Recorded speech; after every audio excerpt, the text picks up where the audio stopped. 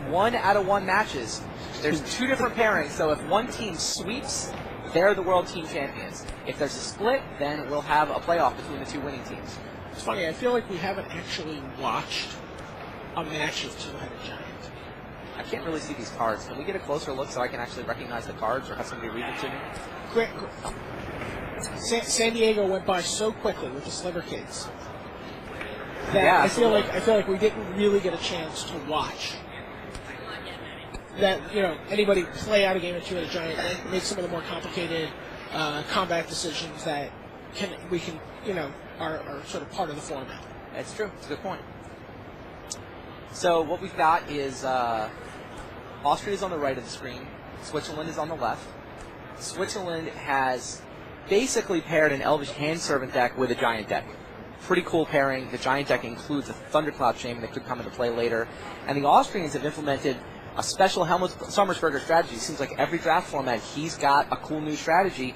And in this case, he's decided that the right way to play Two-Headed Giant with Lorwyn is build an aggro Kithkin deck that you can see on the left of the screen in the hands of David Reichbauer with a counter deck. And so Helmut himself is playing blue with a healthy dose of permission. It looked like they were shopping at the Lorwyn outlet store. Nobody's really wanted Kithkin in Two-Headed Giant. People seem to barely want it in individual drafts. And True. In an individual draft, if you can get the monopoly on Kithkin, you can have a pretty unstoppable deck. It's a pretty big leap for him to say, the Kithkin deck, which has trouble doing 20 sometimes, can do 30. Mm-hmm. But, again, paired with the tempo and control of the blue deck, they're able to fight it through.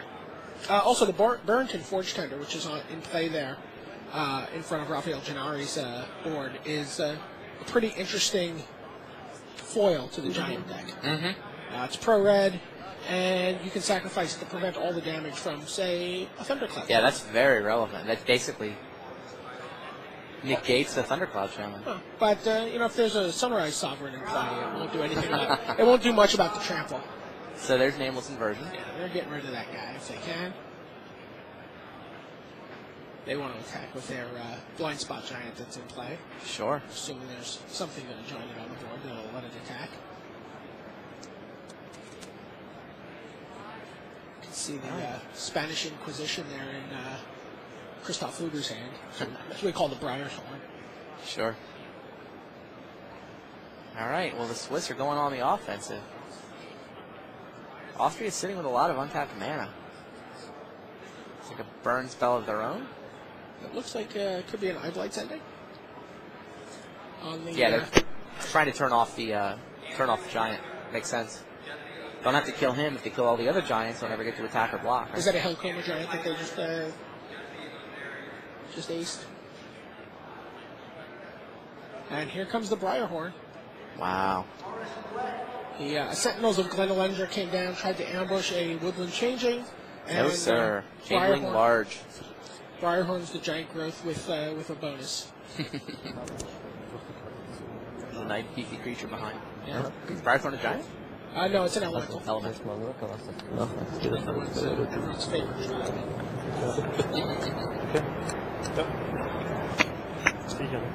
Kind of a slow draw. Yeah, this can't possibly be the way they want the deck to play out. There's Muldrifter for Sommersberger.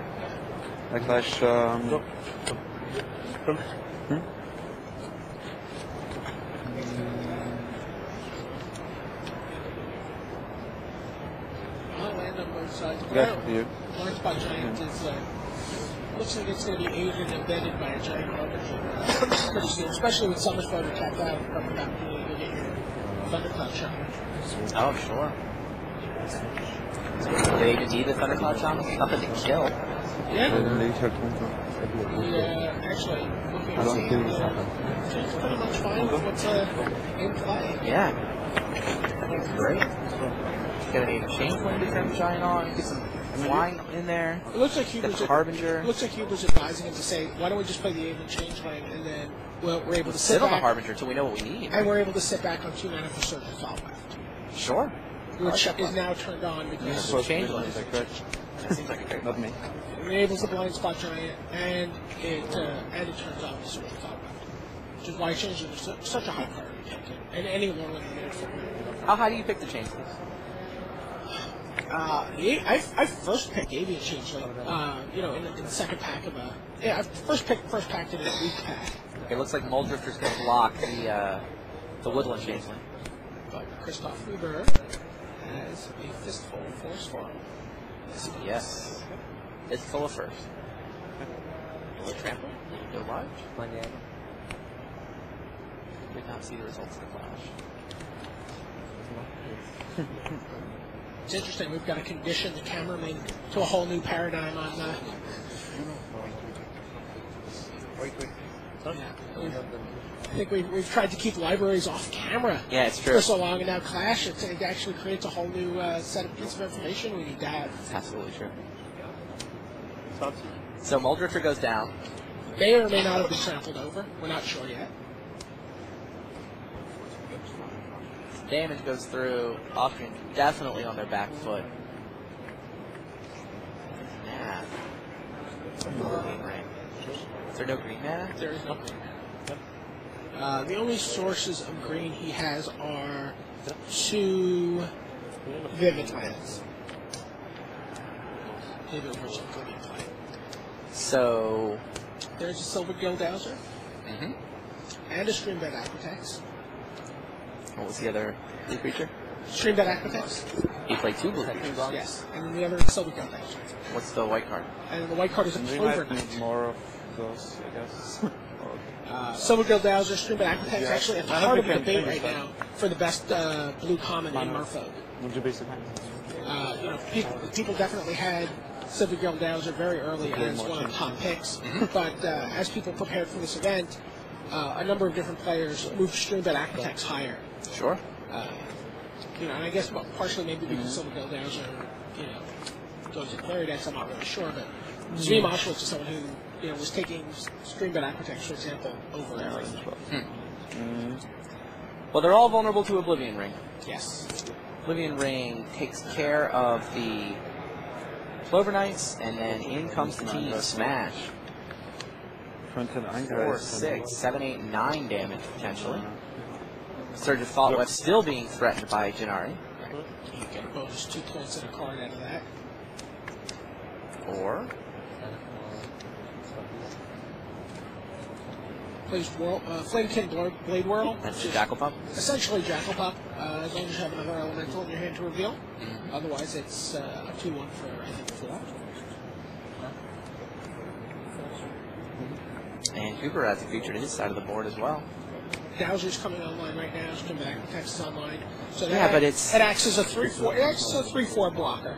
Yeah, but it's 6 creatures with 2. Yeah. And the Swiss are the Austrians are supposed to be the beatdown deck. Kifkin and a Kifkin plus tempo. Right. Now they're in a position where they draw something like a Senzei, it's just utterly useless. Exactly.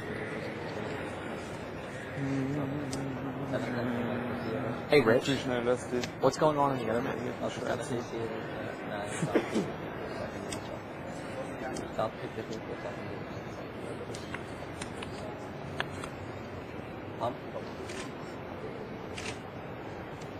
So it looks like we have a deep Cred Meadow that pushes the Silver Gildowser up to 3 Merfolk. Gives something -3, but again, Dream Spoiler Witches for Huber. Okay.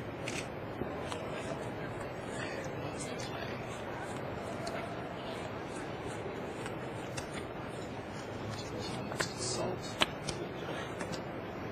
Sounds like it's a new bonfire. I thought it was going to be something solid.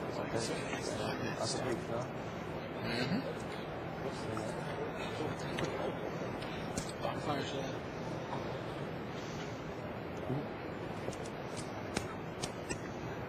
Okay, so one stays on the attack. Change thing.